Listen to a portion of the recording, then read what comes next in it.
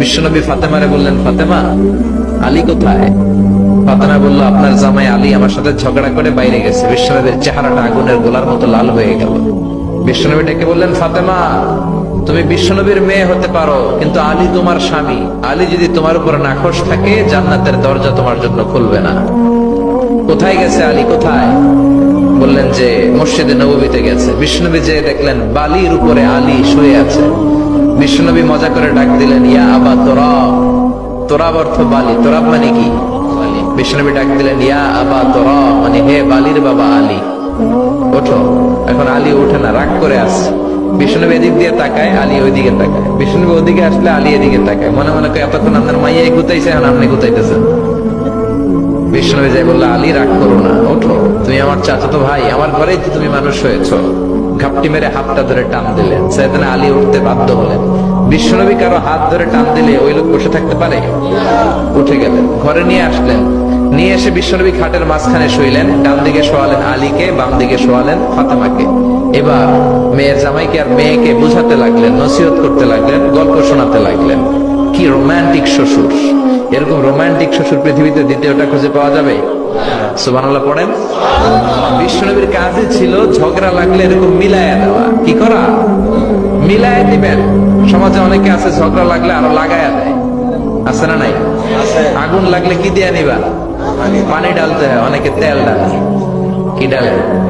তো আগুন আরো জ্বলে ওঠে। বিশ্বনবী বললেন, না, খবরদার, ইসলাহু যাতিল বাইন, মিলায় দিবেন।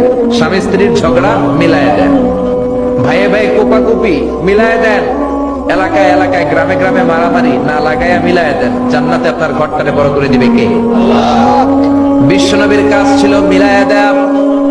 বিশ্বনবী মক্কা থেকে মদিনায় হিজরতের আগে মদিনায় দুইটা গোত্র ছিল। এই গোত্রের মধ্যে 120 বছর ধরে মারামারি। কয় বছর? কেউ এই মারামারিটা বন্ধ করতে পারে না। গোত্র দুইটার নাম হচ্ছে আউস আর খাজরাজ। আউস খাজরাজের মারামারি। বাবা মরে যাওয়ার সময় ছেলেরা ওসিয়ত করা যায়, নসিহত করা যায়, বাবারে আমারে কোপাইছে, তুইও কোপাবি। ওই বলে আবার নাতিরে কয়, আমারে মারছে, তুইও মারবি। তো বংশ পরিক্রমায় মারামারি চলতেই থাকে, কেউ আর থামাইতে পারে না। বিশ্বনবী মক্কা থেকে মদিনায় হিজরত করতে এসে মদিনায় বাসাবাড়ি করে 7 দিনের মাথায় 120 বছরের মারামারি থামায় দিলেন। কি নবী ছিল! মিলায় দিতেন। ফাসলিহু বাইনা আখাওয়াইকুম, ভাইয়ে ভাইয়ে মারামারি লাগলে মিলায় দাও। স্বামী স্ত্রীর ঝগড়া হলে মিলায়ে দিবেন। এজন্য মায়েরা, বোনেরা, বিশ্বনবী বলেছেন, তাকফুরনাল আশিরা, মেয়েদের সবচেয়ে বড় একটা সমস্যা হচ্ছে স্বামীর নাশুকরি করে।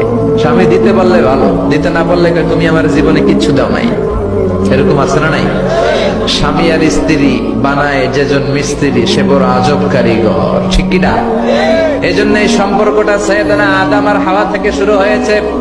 কিয়ামত পর্যন্ত স্বামী আর স্ত্রীর এই সম্পর্কের মাধ্যমে গোটা বিশ্বটারে জারি রেখে দিয়েছে কে? তো এই জন্য নারীদের জন্য জান্নাতে যাওয়া সহজ, তারা যদি কিছু প্রসিডিউর মেনটেন করে। বিশ্বনবী বললেন, কোন নারী যদি 4টা কাজ করে, ওই নারীর জন্য 8টা জান্নাতের দরজা খুলে দিবে কে?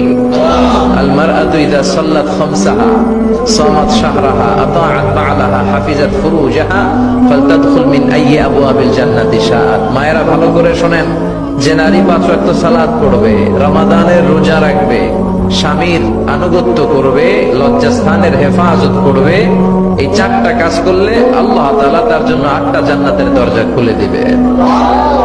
এজন্য বিশ্বনবীও কালেকশন করতেন। তো বিশ্বনবী বললেন, মহিলারা বেশি বেশি দান করো।